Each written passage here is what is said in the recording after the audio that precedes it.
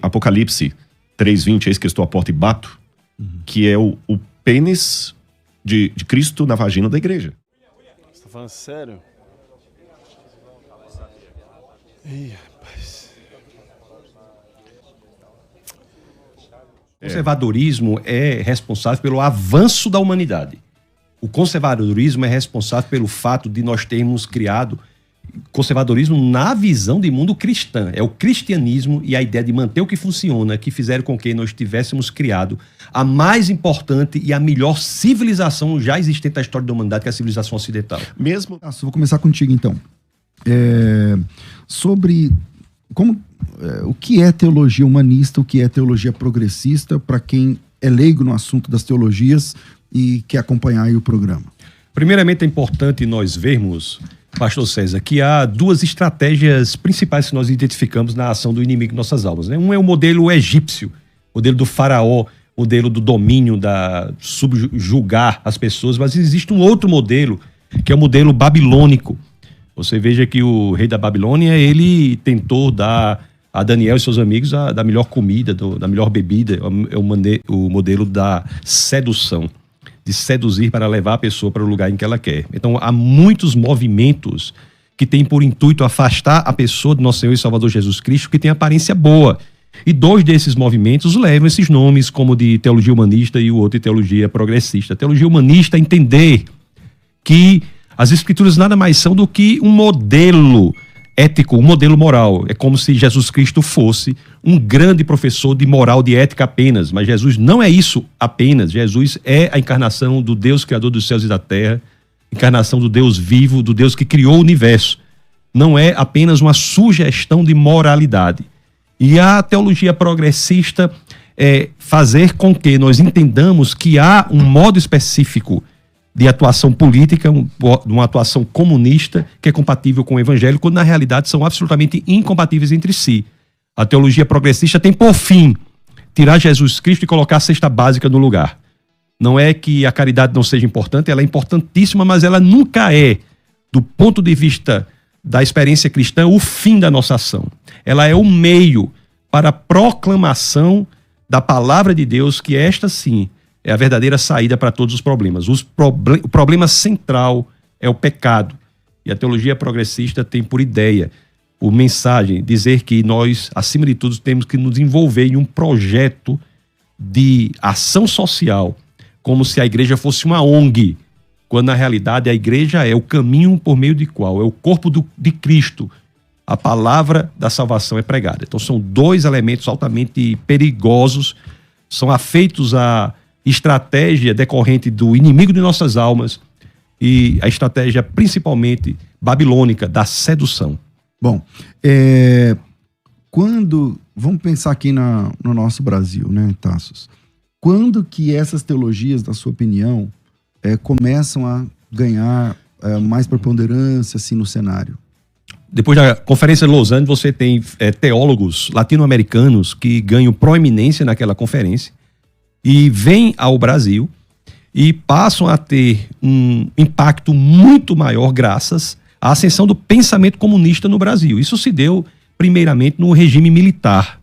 No regime militar, a esquerda não conseguiu ascender de outra maneira e viu que o caminho para exercer a influência e o domínio era por meio do ataque à cultura, à educação, ao entretenimento e também à igreja. Hoje em dia, por exemplo, existe uma estratégia muito grande estabelecida de ataque às igrejas, que não mais é pelos cabeças das igrejas, mas pela infiltração na igreja, por pessoas que têm por intuito implementar ou plantar a semente do progressismo para destruir o cristianismo de dentro para fora. Se você quer nomes para isso, na igreja católica, o câncer da igreja católica se chama teologia da libertação. O câncer da igreja protestante se chama teologia da missão integral. Agora, toda essa questão parece que foi muito eficaz, né, Tassos? A ideia que eles tiveram para isso, porque, por exemplo, através da educação, sobretudo, você olha para a educação brasileira, além de ser um problema do ponto de vista de formação educacional mesmo. Eu já tive colégio de berçário até segundo grau, né? Então, eu estou falando de alguma coisa que eu sei por estar envolvido mesmo com a educação. Eu trabalho com educação há muitos anos e tal. Mas eu já trabalhei com a educação formal brasileira mesmo, de berçário até segundo grau.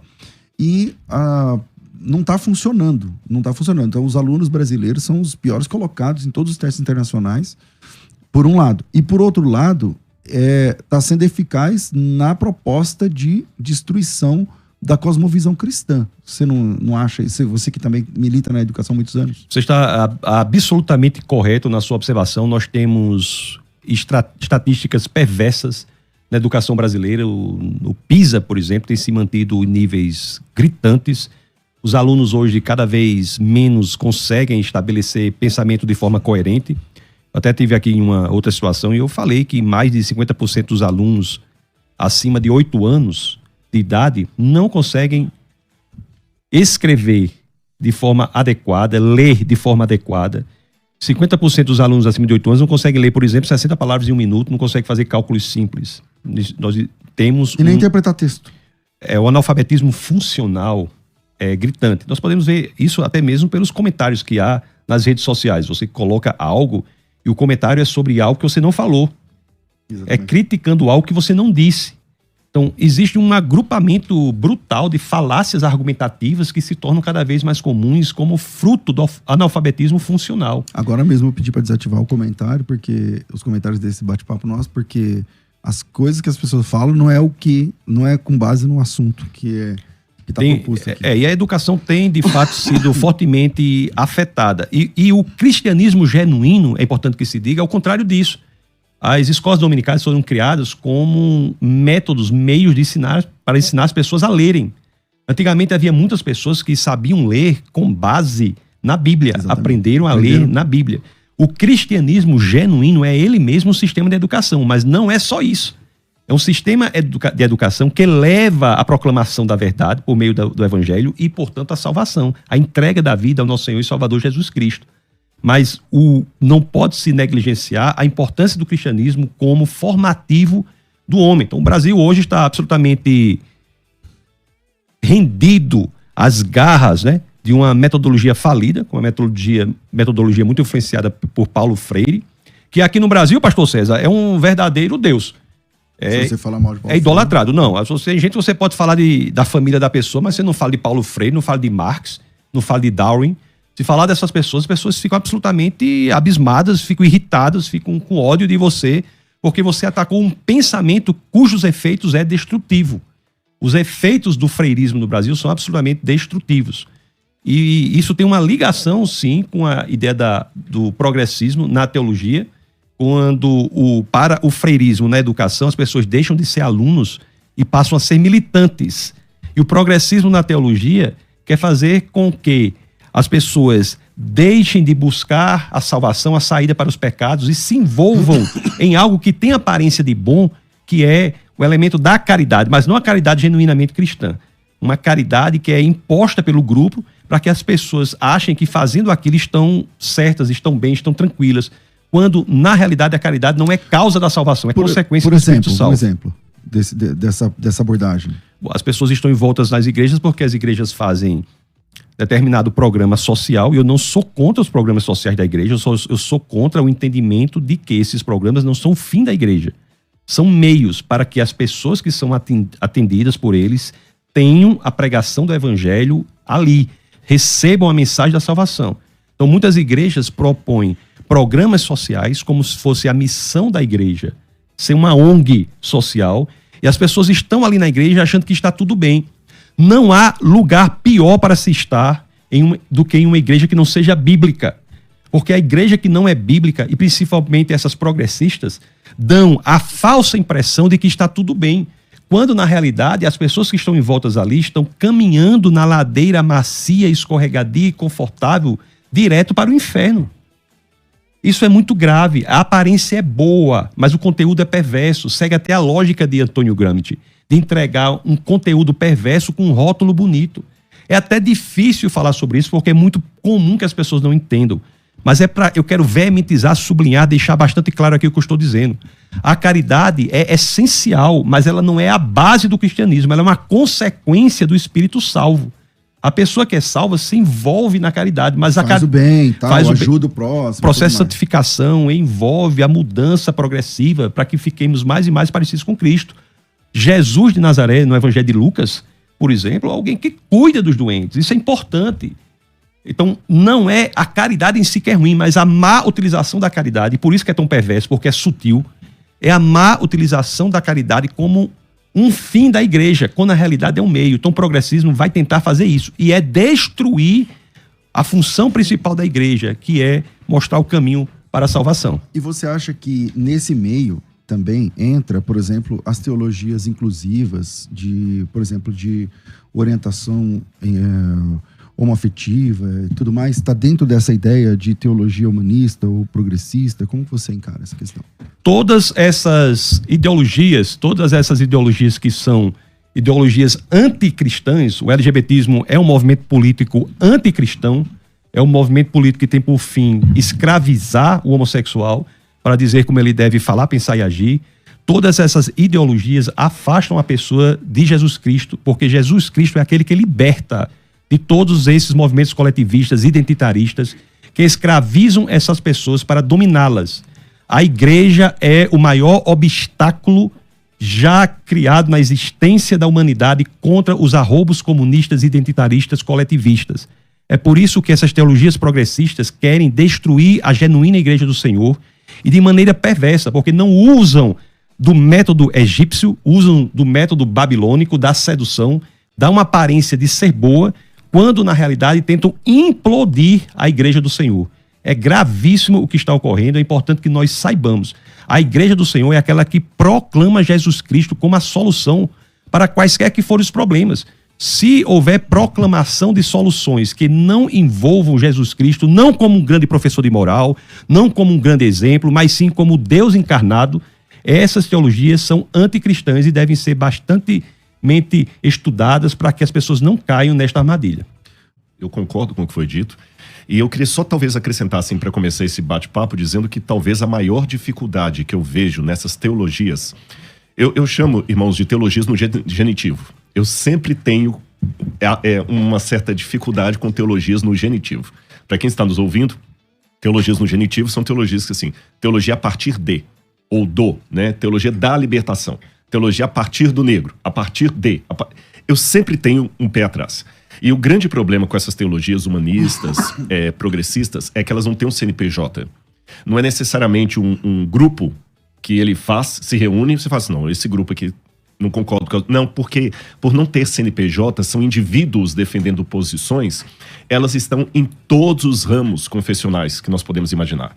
É um pastor que domina o púlpito, e aí vem uma preocupação muito grande pelo fenômeno que temos hoje de igrejas com dono, onde o pastor, ele é o presidente, ele é o articulador, ele é o dono daquilo ali, ele tem o dono daquele ministério, o nome dele aparece sempre, que é uma coisa a se preocupar mesmo. Quando uma igreja é conhecida como a igreja do fulano, isso também já me preocupa. Porque assim, você é da igreja do fulano?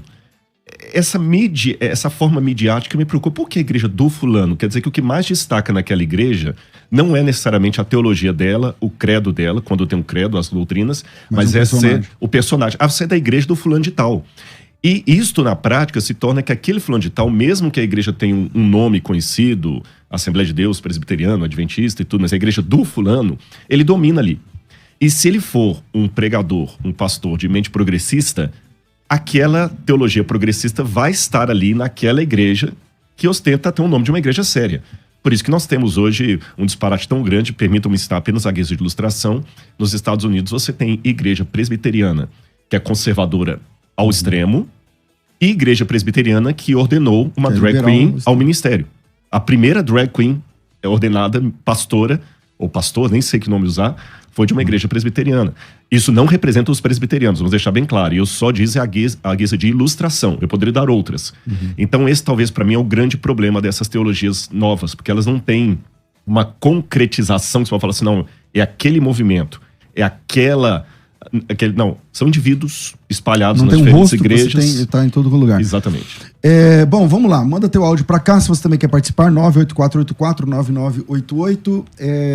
Tassos, você consegue me falar, historicamente, quando que isso começa no Brasil, cara? Você acha que tem como a gente falar, faz 20 anos que tá pior, faz 40 anos, não sei. É como eu estava dizendo, a grande investida do progressismo do Brasil se dá, historicamente falando, no regime militar. No regime militar é quando a esquerda vê que vai fazer mão, lançar mão mesmo do comunismo ideológico, né? Nós falamos aqui outra situação sobre o comunismo ideológico, que nada tem a ver mais com a economia, tem a ver com a ideologia, quando o ataque passa a ser no âmbito da ideologia, separando as pessoas, e as teologias fazem uso disso. O professor Rodrigo mencionou teologias qualificadas, né? É interessante que ele diz assim, toda vida que você qualifica algo, você piora. Justiça social. A justiça social é menos justa do que a justiça por ela mesma, né? Então você veja que essa separação é que dá vazão a esse tipo de abertura. Então nós temos hoje o negrismo, que de fato tenta escravizar o negro, o LGBTismo tenta escravizar o homossexual, o feminismo, a mulher. Como que se, para quem está ouvindo agora, eu conheço a sua teoria sobre isso, mas como é que é isso aí na prática? O que acontece basicamente é o seguinte, vou tentar resumir aqui. Durante Marx e Engels criam o comunismo como um sistema de pensamento que tem por intuito dominar a economia. Então é aquilo, né?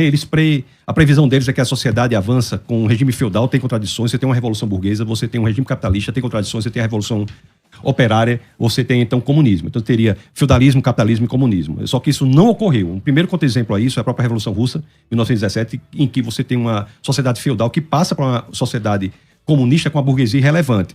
Então, a partir daí, os pensadores pós-marxistas, incluindo o próprio Lenin, que mesmo na Revolução Russa ele tenta dar uma abordagem mais política e menos econômica, passaram a sair do âmbito econômico para ir para o âmbito ideológico. Então, pensadores pós-marxistas, como o Lenin e, notadamente, Antônio Gramsci. Antônio Gramsci é alguém poderosíssimo, porque nas suas cartas do cárcere, que ele escreve, estando inclusive preso sob o regime de Mussolini, ele diz que o ataque tem que ser no elemento ideológico, não mais na economia. Porque a economia... Eu acho que ele é a dobradiça do marxismo até essa versão que é hoje implantada nas escolas, por exemplo, na cultura. Em tudo. Cultura, entretenimento, educação e escola. Então nós temos hoje a separação no âmbito ideológico. Aí que vem o feminismo, para separar a mulher do homem, o negrismo, para separar o negro do branco, o LGBTismo, para criar categorias de índole ideológica, para tentar dominá-las. E as teologias são criadas como o intuito posterior de atacar os maiores obstáculos a este domínio ideológico. A teologia, essas teologias anticristãs, elas tentam destruir a igreja, que é um obstáculo. Então, como é que essas ideologias querem fazer? Querem dominar, por exemplo, a mulher, dizendo como ela deve falar, pensar e agir. Aí, essa é uma descoberta da Escola de Frankfurt, filosofia do século XX, que diz que o domínio da linguagem representa o domínio do pensamento e, portanto, o domínio da ação. Da forma que você fala, você pensa, da forma que você pensa, você age. Agora, o obstáculo aí... Que aqui no Brasil isso aí tá avançado. Tá avançadíssimo. Porque já estão mudando a linguagem das pessoas, uma vez mudando a linguagem, a forma que você trata, e a forma que você trata é a forma que você entende, a forma que você entende, a forma que você... Não, mas veja bem, é mais grave do que isso. O seu pensamento está estruturalmente circunscrito à sua capacidade linguística. Você não consegue articular pensamento fora da linguagem. Então, a linguagem ela é destruída como uma forma de destruir o pensamento. Não é possível pensar fora dos limites impostos pela sua capacidade linguística. Então, esse é o grande... A metodologia destes movimentos de separação de pessoas em grupos. Aí, o obstáculo a isso é a igreja e a família. E para atacar a igreja, eles usam exatamente essas teologias. Tem teologia feminista, teologia disso, teologia daquilo, tenta qualificar as teologias para exatamente destruir o obstáculo que é a igreja. Por que é a igreja? Porque na igreja esses grupos não se sustentam. Na igreja não existe preto, branco, não existe, todos são um. Né? Gálatas 3:28, o apóstolo Paulo, enquanto 75% da população de Atenas eram de escravos, 50% da de Roma eram de escravos, o apóstolo Paulo diz, não há homem nem mulher, escravo nem livre, judeu nem gentil, todos são um em Cristo Jesus. Então, o obstáculo é a igreja. Se nós destruímos a igreja, acabamos com o obstáculo contra os arroubos desses movimentos. Quais são as duas formas de destruir a igreja? Estratégia egípcia, estratégia babilônica. Estamos até escrevendo um livro sobre isso, vai sair próximo mês. Estratégia egípcia e estratégia babilônica. Em alguns lugares, a estratégia egípcia. E o avanço do Estado comunista vai fechar as igrejas. A Nicarágua entrou agora entre os 50 países mais perseguidores. Agora, antes disso, Na realidade em que estamos, é a estratégia babilônica. É infiltrar para destruir de dentro para fora, colocando o câncer. Essas teologias são cânceres dentro da igreja. Pastor Rodrigo, o senhor fez USP, né? E o USP tem também toda essa... dá para perceber também todo esse poder do lado de dentro, lá da educação. O senhor entende que a educação como um todo tem uma programação interna para atacar a fé cristã? Ou isso é coisa da cabeça do crente? Como que o senhor se posiciona? É difícil falar assim, até que ponto o sujeito está sendo tensional ou ousado. Porque a gente não está dentro da cabeça da pessoa e corremos o risco de julgar de maneira errada. Então eu prefiro responder essa pergunta dentro do âmbito espiritual. No âmbito espiritual, eu posso responder assertivamente que há uma propaganda, uma agenda de Satanás para destruir a igreja. É um grande conflito entre as forças do bem e do mal. Isso há. E dentro desse conflito espiritual das forças do bem contra o mal, as pessoas, pelo seu comportamento, pela sua ideia, pelo seu compromisso ou infidelidade a Deus, elas se deixam levar ou pelo Espírito de Deus ou pelo Espírito do diabo. Eu vou dar exemplos bíblicos. Pedro era um homem sincero. Ele estava com o Cristo, 3 anos e meio andando com Jesus. E no último momento ali, o diabo usou uma fraqueza dele e falou com Jesus: Senhor, tem piedade de ti, que tal coisa a gente já... Foi repreender Jesus ainda, porque Jesus estava falando da cruz. Jesus estava falando: eu vou morrer, eu vou ser crucificado. Pedro, então, imbuído de toda aquela ideologia judaica da época, que o Messias tinha que ser um guerreiro forte para libertar o povo de Roma e não um servo sofredor de Isaías 53, o diabo colocou aquela ideologia na cabeça de Pedro naquele momento e ele falou, e Jesus, como tinha uma espiritualidade, Jesus era Deus, falou assim: para trás de ti, Satanás. Porque não foi Satanás que falou através de você, Pedro. Temos, ao mesmo tempo, uma figura como Anás e Caifás, que deliberadamente se entregaram ao mal. Judas também, que fala que o diabo o tomou. Então a resposta que eu dou para não cair em julgamento de A ou B é que estamos em conflito cósmico do bem contra o mal. E os dois lados nos querem. Depende de mim. Qual espírito vai me tomar? Se é o espírito de Deus ou o espírito do diabo? Porque o diabo toma a pessoa assim como o espírito de Deus toma. Do mesmo jeito. O diabo imita Deus, só que não na qualidade. Imita como uma bolsa da Louis Vuitton que você encontra no 25 de março aqui. É igualzinho, parece, olhando, mesma cor, mas não tem a qualidade de Deus. Então, eu digo que sim, dentro da igreja, algumas pessoas bem intencionadas, eu diria até. Eu vou até arriscar, talvez bem intencionadas. Eu não sei se eu poderia, não discordando de você, Tasso, mas eu não sei se eu poderia ser tão taxa de falar assim, tem uma agenda, esses pastores foram colocados pelo gramitismo. Essas pessoas cooptadas por essa ideologia, na minha opinião, elas acham que estão fazendo bem. Com certeza. Então eu não vou discutir a sinceridade ou a honestidade pessoal de cada um, mas que estão a serviço do mal, sim. É por isso que eu analiso do ponto de vista espiritual. Não consigo enxergar esse quadro sociológico sem ver um conflito entre o bem e o mal por detrás de tudo isso aí. Tassos. Concordo, mas eu acrescento o seguinte: para que a pessoa se envolva na agenda do mal, ela não precisa ter o conhecimento intelectual do que está por trás de tudo isso. Então, você quer um professor, por exemplo, quer se envolver na agenda do mal, basta seguir Paulo Freire. É simples. Ele segue Paulo Freire de maneira ele está bem intencionado, mas segue alguém que está transformando alunos, para que alunos deixem de ser estudantes e passem a ser militantes de um programa que é contra a igreja. Então, Paulo Freire, John Dewey influenciaram fortemente a Unesco, que influencia a destruição da educação no Ocidente. Então, é muito importante que nós saibamos disso. Nós não temos intelectuais em todos os lugares sendo utilizados. O que nós temos são idiotas úteis sendo utilizados por uma elite intelectual que promove essa ação destrutiva da educação, da pessoa, do ser humano, afasta a pessoa de Jesus Cristo por meio da destruição. As teologias progressistas, por exemplo, e humanistas são braços desse movimento para destruir a igreja como um obstáculo. Dito isso, eu só queria dizer que eu concordo plenamente com a visão de que é espiritual. Eu estava agora na Califórnia, estava lá ensinando lá no Reasons to Believe, e lá em Los Angeles estava passando lá uma passeata pró-Palestina com vários cartazes pró-Hamas. Não, você me falou, no dia mandou foto, foi isso? Foi, mandei. Foi. Eu fui nessa passeata para ver. Hamas é o mal, deve ser destruído, combatido em hebraico, inclusive, né? Diz que é uma sigla lá, mas na realidade em hebraico é o mal não só contra o outro homem, mas contra o próprio Deus. É a violência contra a armamento de sangue. Então, veja bem, eu estava lá na passeata quando eu vi uma porcentagem impressionante das pessoas que estavam ali eram pessoas do movimento político LGBTista.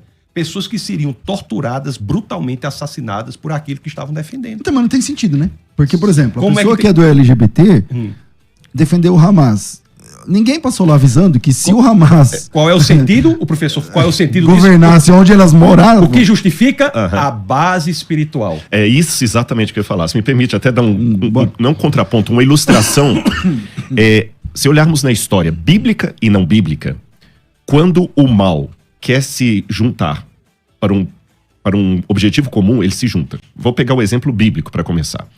Saduceus e fariseus, hoje a gente coloca tudo num pacote só, mas nos tempos do segundo templo, não se bicavam. Fariseu e saduceu era colocar quase que... São teologias diferentes. Corintiano não sei se estou dando o exemplo certo, corintiano e palmeirense, ali a torcida não dá nem para ficar junto no instante, tem que separar, porque senão vai dar briga.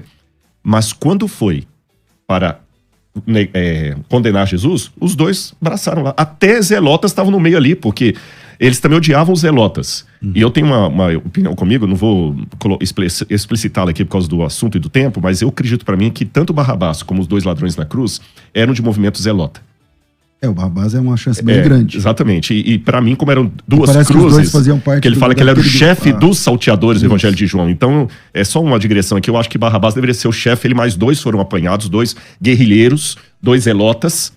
Então, eu tô falando de 3 movimentos completamente antagônicos, zelotas, e os 3 se juntaram. Tanto é que os 2 que se juntaram para libertar o terceiro só pelo prazer de ver Jesus crucificado. Saindo da história bíblica para dar um exemplo fora.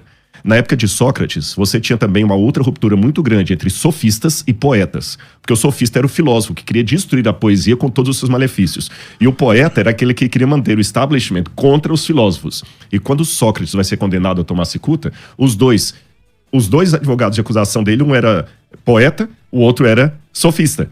Ou seja... Mas aí se juntam.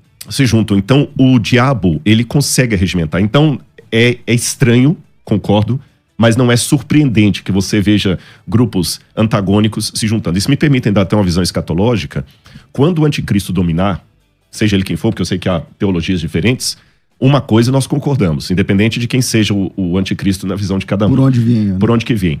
Ele vai unificar o mundo. Porque a Bíblia não fala que o anticristo será um regional. Fala assim, a terra se maravilhou seguindo a besta e falando quem é semelhante a ela e quem não puder comprar nem vender, será apenas os que não têm a marca dela, os outros todos terão. Então o diabo consegue essa faceta. Eu acredito até comigo, isso aqui não é bíblico não, tá? É só uma... Se eu estiver errado, eu acredito que nem os anjos, os demônios do diabo, eles são unidos no sentido que o povo de Deus deve ser unido, porque a união é um fruto do espírito. Os demônios não têm espírito. Então como é que os demônios se articulam? Eu não acredito que eles são unidos como nós somos unidos em Cristo. Eu acho que eles se odeiam, mas se unem apenas... No propósito como esses exemplos bíblicos que dei.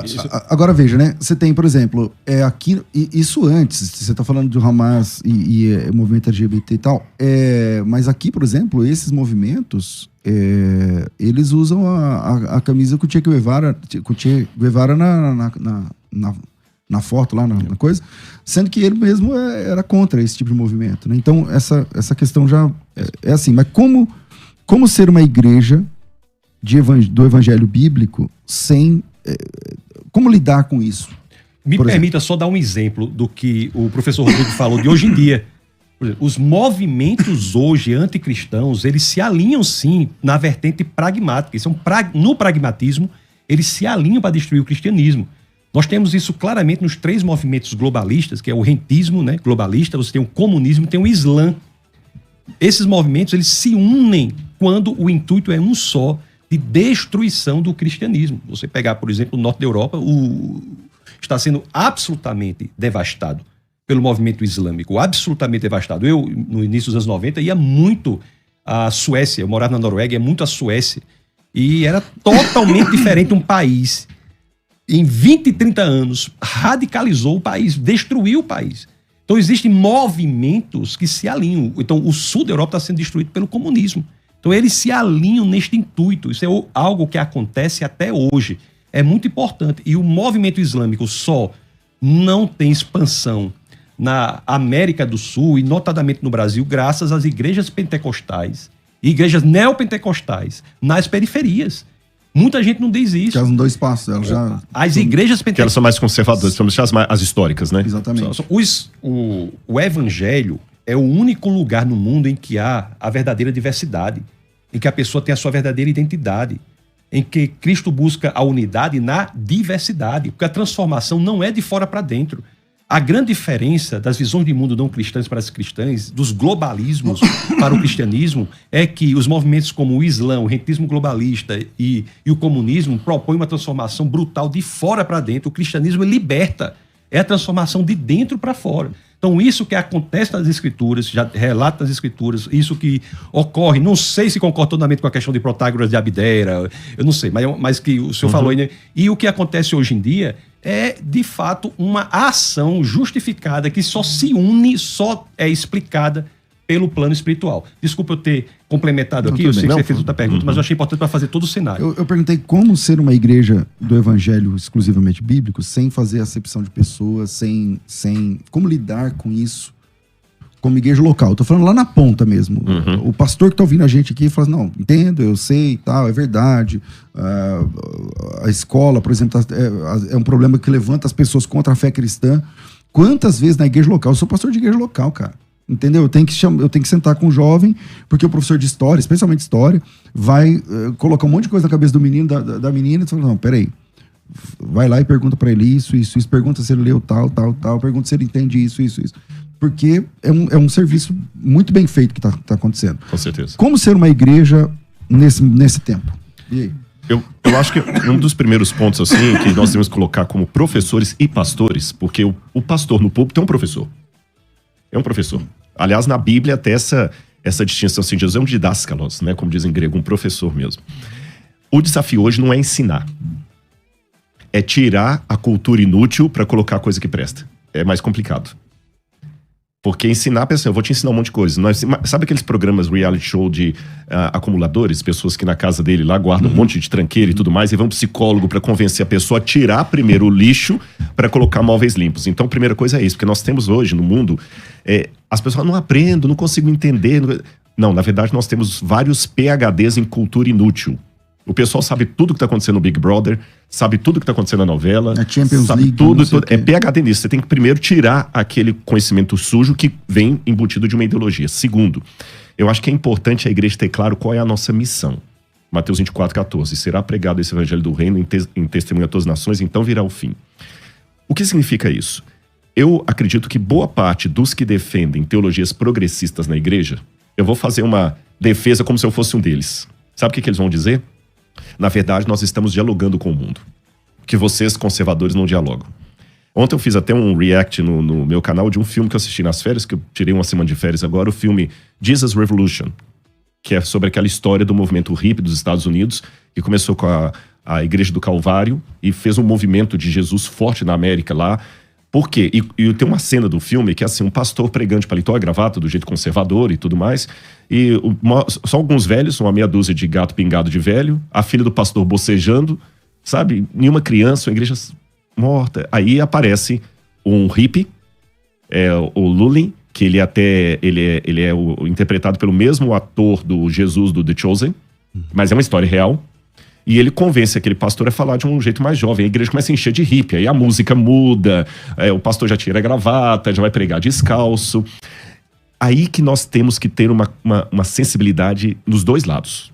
Qual que é o problema, talvez, dos conservadores? Aqui vamos fazer agora. Vamos lavar uma roupa suja em casa, Tasso? Acho que nós três aqui somos conservadores, até pela fala, vocês conhecem. Nós também falhamos numa coisa. Assim como muitos do outro lado sequestraram as pautas sociais, do lado de cá, nós a negligenciamos. Porque quantas mulheres, às vezes, tinham agressão do marido dentro de casa e chegava pro pastor e mandava orar mais? Quantos rapazes tinham problema com a sexualidade e ia conversar na igreja, não tinha espaço, porque a igreja era conservadora demais para aquilo. Estava preocupada demais com paletó e gravata. Lembra aquela música da Assembleia de Deus, Fala Paletó? Paletó não fala nada? Aquela música ela tem uma paródia de verdade, tem a justificação pela gravata, não é pela fé, não. Se o sujeito não tiver com a gravata e o terno, então tinha esse conservadorismo que não tinha muito espaço para o amor, para a aceitação. Se alguém entrasse tatuado numa igreja, todo mundo já olhava de cima a baixo. Você está usando barba? Tinha um tempo que se você chegasse barbado na igreja, você já era comunista. Então teve esse lado. e o outro lado se apropriou disso que foi negligenciado. Mas aí agora vem a crítica ao outro lado. Acho que eu deixei claro, então, que nós temos que também lavar a roupa suja em casa. Nós deixamos em débito as pautas sociais. Embora, notinha de rodapé, você vê, por exemplo, a Igreja Deus e Amor estava sempre nos presídios e tudo mais, mas as igrejas clássicas mesmo não tinham tanto essa percepção social. Quem faz mais trabalho hoje de, às vezes, caridade são movimentos espíritas, com sopão, aquela coisa toda. Então, esses outros grupos mais progressistas apropriaram-se disso, só que apropriaram também de uma maneira, a meu ver, errada. Por quê? Porque para ganhar o de fora, eles começaram a vender a essência do evangelho. Vou dar exemplos. A igreja tem que aceitar tudo. Não. A igreja aceita todos, mas não aceita tudo. Olha a diferença entre aceitar todos e aceitar tudo. Jesus é amor. A hermenêutica a partir de Jesus. O que importa é o que Jesus falou. Atualizar a Bíblia. Vamos atualizar agora a Bíblia. A hermenêutica de Jesus. Vamos ficar só com o que Jesus falou. Você cria um cânon dentro do cânon, igual Marcião fez. Você tem um cânon dentro do cânon. Eu só aceito agora os evangelhos. O que não passar pelo filtro do evangelho, eu não aceito. Jesus é amor. E aí, vem duas observações para terminar minha fala aqui. A primeira, que esse movimento, eu concordo com o Tassos, quando ele puxou aí os anos 60, na ditadura militar, e na América também vai ser na mesma época, mas as raízes dessa árvore, se você me permite, elas vêm um pouco antes. Porque quando o catolicismo fechou a Idade Média, fechou com um saldo muito negativo para a fé. Porque, você sabe, tinha a Inquisição já está na Idade Moderna, você tinha ali as indulgências, aquela coisa toda. Quantas coisas ruins foram feitas em nome de Deus por senhores feudais, reis, bispos, papas. Quando a modernidade chega, ela chega revoltada contra esse ranço religioso. E o protestantismo nasce nessa modernidade. Então ele nasce querendo, espera aí, modernidade, vou conversar com vocês. E pouco tempo depois você tem as escolas de Tübingen, onde você tem a alta crítica. E qual que era a intenção, entre aspas, boa intenção dos teólogos da alta crítica? Dialogar com o mundo moderno. Porque como é que você vai agora, no mundo racional, falar de virgem dando à luz a menino que vai salvar o mundo? Como é que você pode falar no mundo racional que um homem morreu e ressuscitou? Isso não cola. Vamos abrir o jogo. Até no último programa eu falei isso aqui. Como é que eu vou falar hoje para um ginecologista que eu creio que uma mulher engravidou sem relação sexual com um homem e que o menino que estava no ventre dela não tinha origem paterna? Ele vinha de Deus Pai.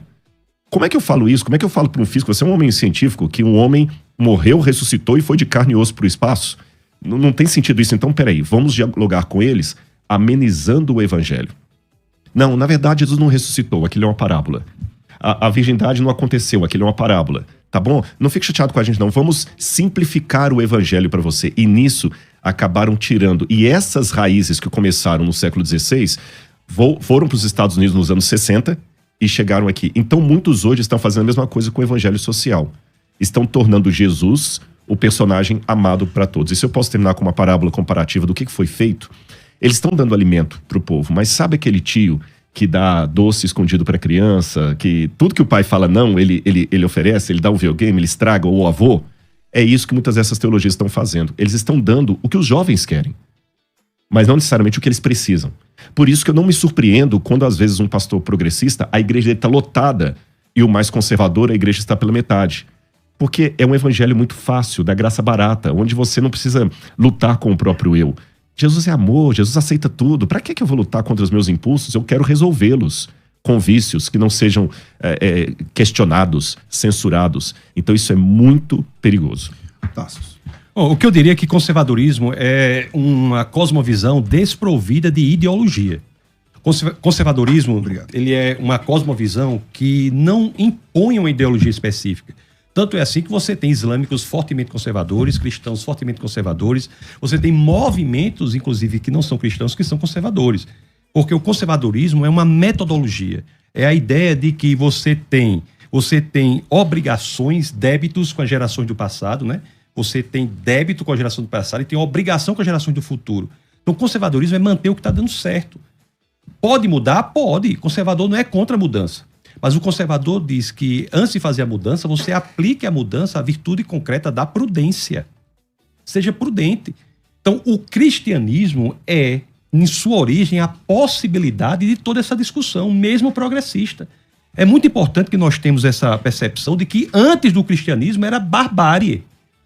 A cruz era uma forma de tortura e morte inimaginável. Os gregos em Esparta, as crianças que não eram apropriadas eram jogadas fora. O infanticídio é a chaga mais profunda da civilização antiga. Então, o cristianismo revoluciona tudo isso. Então, o que o progressismo quer vender, na realidade, é um cristianismo falsificado. Se não houvesse o cristianismo, o progressismo não tinha nem do que falar. O progressismo não tem que falar em ajudar o outro, não tem que falar em fazer caridade. Toda essa pauta progressista, ela é sequestrada do cristianismo e moldada de forma sutil para ter uma aparência de boa e, no fim, afastar a pessoa do nosso Senhor e Salvador Jesus Cristo.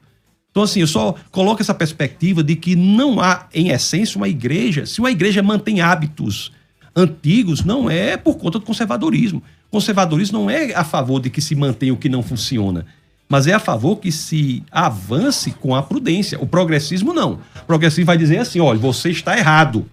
Você não tem que obedecer sua mãe e seu pai, você não tem que prestar atenção no que seu avô disse, o que você tem que fazer é isso aqui. Ele propõe um modo de ação, impõe um modo de ação. É por isso que hoje o que nós temos com uma proposta progressiva, inclusive dentro da igreja, são homens absolutamente enfraquecidos, efeminados, sem tomar a posição de homem que tem que ter, homens que parecem mais uma coisa horrível, que eu tenho dito aí, um objetivo de muito homem hoje é o quê? É comprar um apartamento e criar um gato castrado. É isso que o povo quer. E ter um iPhone e ler Marx. Ler. É isso. Posso colocar só um contraponto nisso aqui? Eu faço uma distinção entre o conservadorismo e o tradicionalismo. Apesar de parecerem sinônimos perfeitos, para mim não são. O conservadorismo, concordo com isso que você colocou. O time que está ganhando não se mexe. Mas o tradicionalismo, que Jesus combateu o tradicionalismo, é o legalismo disfarçado. Você quer negócio? É a lei por amor da lei. O Ambrose Bierce, ele fala uma coisa com relação à política, mas eu vou falar o que ele disse da política e vou adequar à religião. Ele falou o seguinte: a política é dividida entre políticos conservadores e progressistas. Sabe qual que é a diferença e semelhança entre os dois? O político conservador é aquele que quer manter leis injustas para o mal atual. E o progressista quer trocar as leis injustas do mal atual para um outro mal, pior ainda. Os dois, na verdade, estão querendo... Dentro da igreja, a gente tem que tomar cuidado. Eu acho que uma hermenêutica... Eu estou trabalhando nisso. Não é fácil. Eu estou querendo descobrir uma chave hermenêutica. Eu estou sistematizando isso há anos já. Para a gente conseguir separar na Bíblia o que é o princípio e o que é a aplicação do princípio. Porque isso ainda está confuso nas igrejas, na minha opinião. Eu vou explicar rapidamente o que eu quero dizer. O princípio não muda. É a ética. Vale em todo tempo, em todo lugar, para todas as pessoas. A aplicação do princípio é a moral. Essa varia. Muda. Exemplo, princípio. Respeito. Eu tenho que respeitar você, eu tenho que respeitar o pastor César, eu tenho que respeitar a Nani, eu tenho que respeitar a minha esposa. Agora, como é que eu aplico essa ética do princípio, essa ética do respeito, dentro de uma igreja católica? Eu tiro o chapéu quando eu entrar na igreja católica. Como é que eu aplico isso na sinagoga? Eu coloco o chapéu. Como é que eu aplico numa mesquita? Eu tiro o sapato. Tirar o sapato, colocar o chapéu, tirar o chapéu. Eu mudei a aplicação, mas o princípio permaneceu o mesmo. E eu vejo, às vezes, nos discursos, as pessoas tratando princípios como se fossem aplicação, como se fossem moral, que podem ser mudados, e tratando aplicações morais como fossem princípios. Ou seja, alguém mais conservador vai achar que nós três que somos apostatados, porque você, ao invés de estar de roupa social, você está com uma camisa da BMW, eu tô com uma da Toma, e você está com uma camisa preta aí e barba, né? E barba também, um pastor usando isso aí, tudo mais e tal. Usos e costumes são tomados às vezes como doutrina, quando são usos e costumes. Mas se a gente não deixar isso bem definido, você corre o risco de pegar um princípio importante que não pode ser mexido e quebrá-lo, perdendo a essência, ou pegar um uso e costume... Que é o que Jesus falou em Mateus 15. Exatamente. E colocando o patamar de doutrina inamovível, e aí você vai realmente afastar o jovem, vai criar uma disruptura. Por causa vocês invalidam o mandamento de Deus por causa das tradições de vocês. De homens. Mas não coloquemos isso, nós acho que estamos de acordo aqui, na conta do conservadorismo. Conservadorismo não tem nada a ver com a igreja não se comunicar... Não, com o tradicionalismo. Tem nada a ver. O tradicionalismo, eu chamaria essa vertente negativa que eu dei, por isso que eu quis separar de tradicionalismo. Tradicionalismo é um nome mais adequado. Conservadorismo é responsável pelo avanço da humanidade. O conservadorismo é responsável pelo fato de nós termos criado conservadorismo na visão de mundo cristã. É o cristianismo e a ideia de manter o que funciona que fizeram com que nós tivéssemos criado a mais importante e a melhor civilização já existente na história da humanidade, que é a civilização ocidental. Mesmo a linguagem evolucionista, o conservadorismo é a mesma aplicação. Hoje na ecologia não fala de conservar a natureza, de conservar... conservadorismo é diferente de tradicionalismo. E agora, mais uma vez, usa de forma adequada, porque você veja que o ambientalismo, a ecologia profunda, o veganismo são movimentos que, ao final, levam ao enaltecimento da criação no lugar do criador. Uhum. Então você veja que até isso é uma deturpação no progressismo, como pega os movimentos que têm essências interessantes, mas deturpam para fazer com que a pessoa, ao final, enalteça a criação, tire Jesus Cristo e bota o papagaio da cara roxa no lugar. Ou seja, a pessoa começa abraçando ideias humanistas, ideias progressistas e tal, e daqui a pouco a mulher para de raspar as axilas, daqui a pouco ela para de comer carne, daqui a pouco ela para de comer não sei o quê. E não só isso, o não raspar as axilas, porque se ela não quer raspar porque ela não quer raspar, problema dela. Mas aquilo se torna um símbolo, uma pregação, uma ideologia, e ela fala, isso aqui que é o correto. E é uma maneira de pregar contra verdades que, sabe, esse que é o problema. O símbolo, ele tá significando algo. Agora, intelectualmente, eu gostaria de veementizar, enfatizar, sublinhar o seguinte. Todas essas pautas destrutivas, elas só são possíveis graças ao que o cristianismo fez de correto. Então elas devem ao cristianismo a liberdade de poder falar. Porque se você vai fazer isso lá no Hamas... No Iêmen. Exatamente. E não só Levanta uma bandeira lá. E não só isso. Todos os conceitos que elas trazem são conceitos que são deturpação do cristianismo. É como Tom Holland, não o pesquisador disse. É como se eles não estão notando que estamos nadando no aquário da água do cristianismo. Porque se você, no movimento, tenta buscar justiça, por exemplo, mesmo que seja uma justiça falsa, uma justiça que precisa ser qualificada, esse conceito de buscar justiça só é possível graças ao cristianismo. Porque antes o cristianismo era barbárie. Era o quão mais poderoso que o maior engole o outro e acabou. Então, as sociedades se organizam de forma... Tem um livro do James Kennedy, não sei se você já leu, se você conhece, E se Jesus não tivesse nascido? Sim. E ele vai falar sobre a contribuição, sem discutir a questão da religiosa, mas ele vai falar assim, a contribuição da existência de Jesus e os seus seguidores na história. Tipo assim, se Jesus não tivesse nascido, não existia universidade. Entendeu? Se Jesus não tivesse nascido, não existiam hospitais, não existiam, por exemplo, asilo para cuidar de idoso.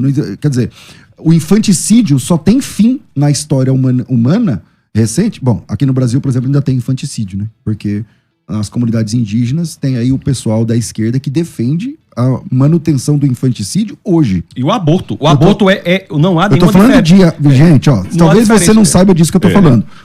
O Brasil tem legalizado infanticídio agora nas tribos indígenas em nome da cultura não é imputado como crime.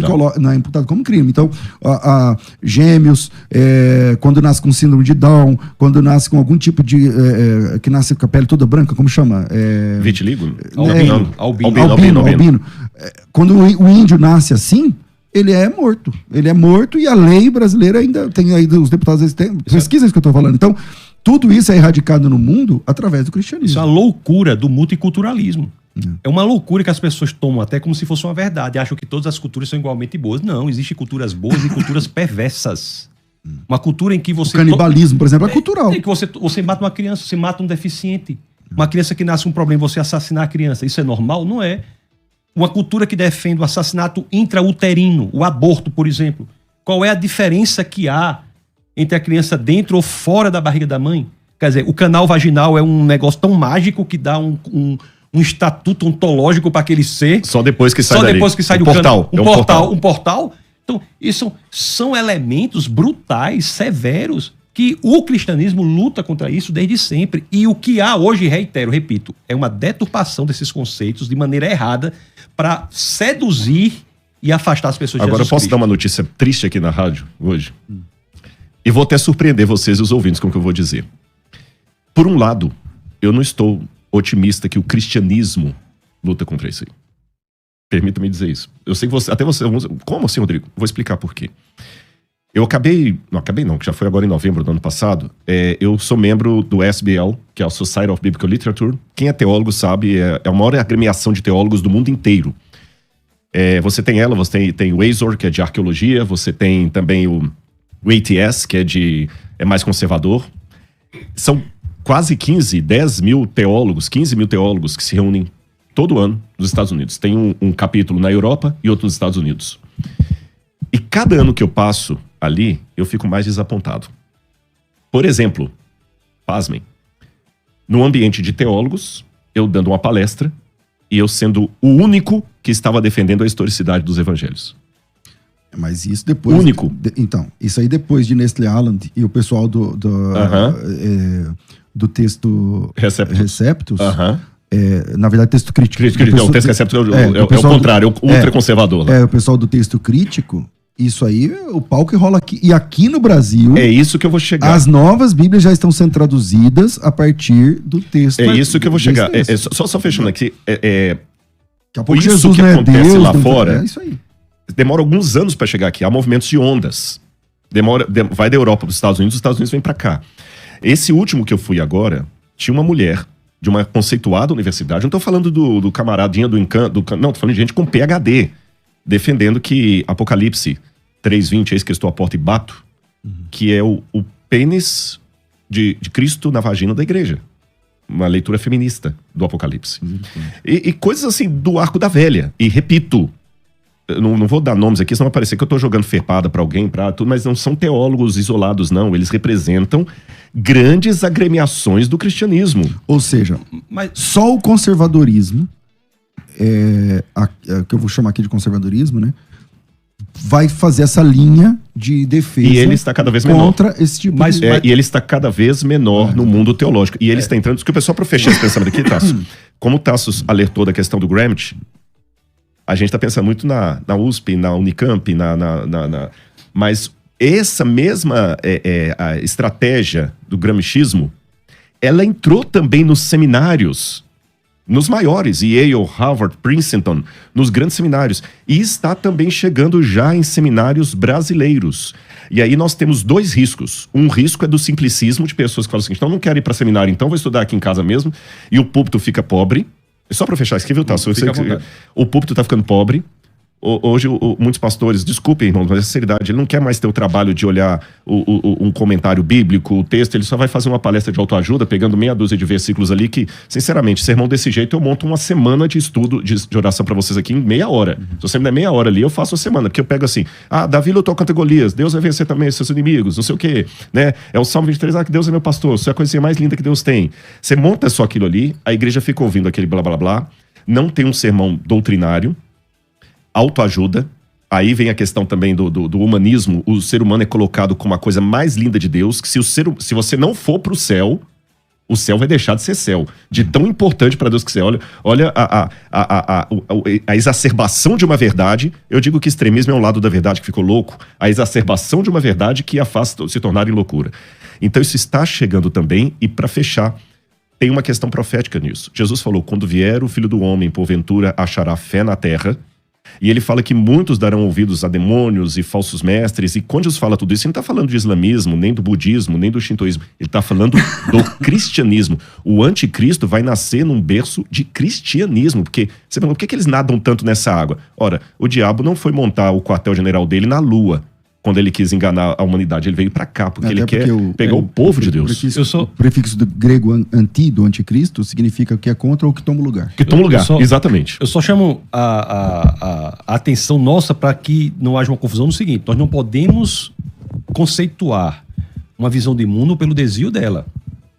Então, há desvio dentro do cristianismo? Há. Qualquer manifestação cristã que, por exemplo, extrapolar os limites da Bíblia, levar em consideração qualquer outra coisa que não seja... A gente está falando antes do programa, né? Sobre qualquer manifestação religiosa que achar que Jesus não é Deus, que não acreditar na Trindade. Então, existem os elementos centrais. A Bíblia ela é única, é suficiente, nada fora dela. Jesus Cristo é Deus. Há uma revelação por meio das Escrituras, por meio da natureza. Fora disso, não é cristianismo.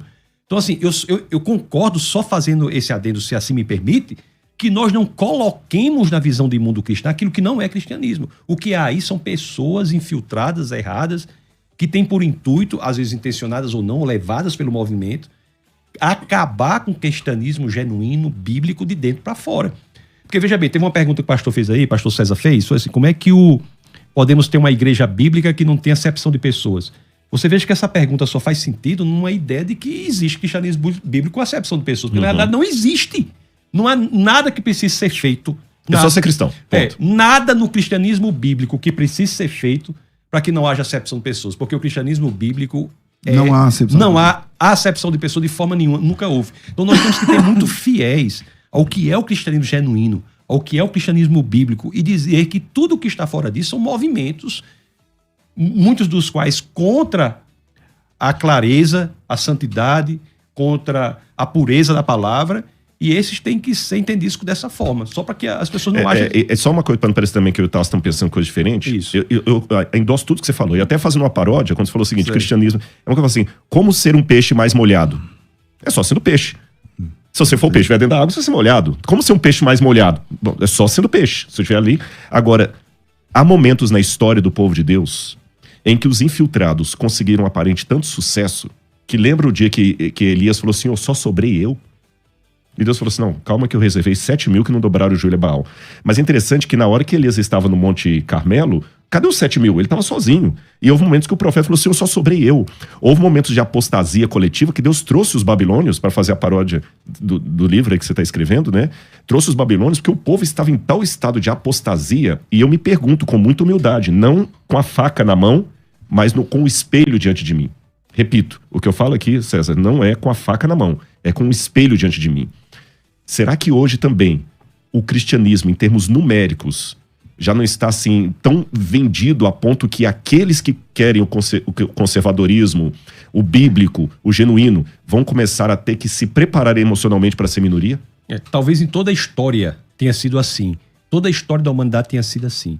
Se nós analisarmos qualquer época, há movimentos ferozes, heréticos, chamados de cristãos. O cristianismo bíblico, o sucesso do ponto de vista de Deus não é um sucesso do ponto de vista do homem. Não é numérico. Não é numérico, não é de projeção, não é disso, não é daquilo. Sucesso do ponto de vista de Deus é ser absolutamente alinhado com o que Deus quer que nós façamos, alinhado com a palavra. Não é verdade? Eu entendo assim, diante de tudo que vocês estão falando, vocês são muito mais capacitados do que eu dentro de cada um da sua área. Eu discordo disso aí. Eu também discordo. Agora tem uma discordância aqui. Não, vamos fazer um debate aqui, a capacidade... É verdade, mas assim... nós temos de Jesus Cristo a garantia de que as portas do inferno não prevalecem contra a igreja. Então, o que resta a nós, a mim, a vocês aqui, aos ouvintes que estão aí, é de que igreja a gente faz parte. Se é a igreja bíblica, a igreja verdadeira, a igreja que preza pelos princípios bíblicos, não pelas doutrinas de homens, mas que a igreja bíblica, né? A igreja bíblica. Porque essa tem a garantia de Jesus Cristo, que, como você disse, não é um número astronomicamente gigantesco, tal, mas essa vai até o fim. E se eu faço parte dessa igreja, e se ela faz parte de mim? Porque Jesus Cristo... Porque às vezes eu tenho um nome ali na relação... Exatamente. Mas eu não vivo aquilo. E realmente, as portas do inferno não prevalecerão contra ela. A gente tem que se agarrar a isso e pedir a Deus com muita humildade. Que eu não seja soberbo, achar assim, nossa, eu sou o conservador. Não julgue, mas seja fiel, porque pode ser que numericamente... E aperta o sim, vai piorar. Deixa eu dizer... Vai piorar. Você quer ver uma coisa interessante, se você analisar bem? A rigor, o cristianismo é a única religião de busca pela ortodoxia. É o que nós estamos falando aqui. Nós estamos no exercício de ortodoxia. Qual é a opinião reta? As demais são buscas por ortopraxia, pela prática, que é... mais reta. A prática é melhor. Qual é a melhor prática? A mais conveniente. A mais conveniente. Então, a rigor, nós temos que entender o cristianismo como o modelo de mundo que liberta as pessoas da escravidão, do tradicionalismo.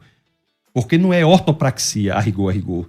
É ortodoxia, é você entender de fato o texto bíblico, a revelação de Deus está ali. Qual é o entendimento? A gente vai para o original, pega várias traduções, compara as traduções, pega a tradução para o latim, a Vulgata, porque é a busca pelo entendimento correto do texto.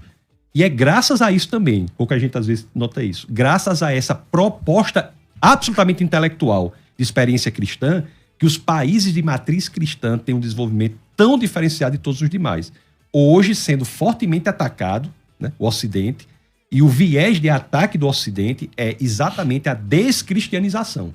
Então, o poder do cristianismo é radical. E para destruir um lugar que prosperou em todas as áreas pelo seu viés cristão, o ataque é contra o cristianismo. Verdade.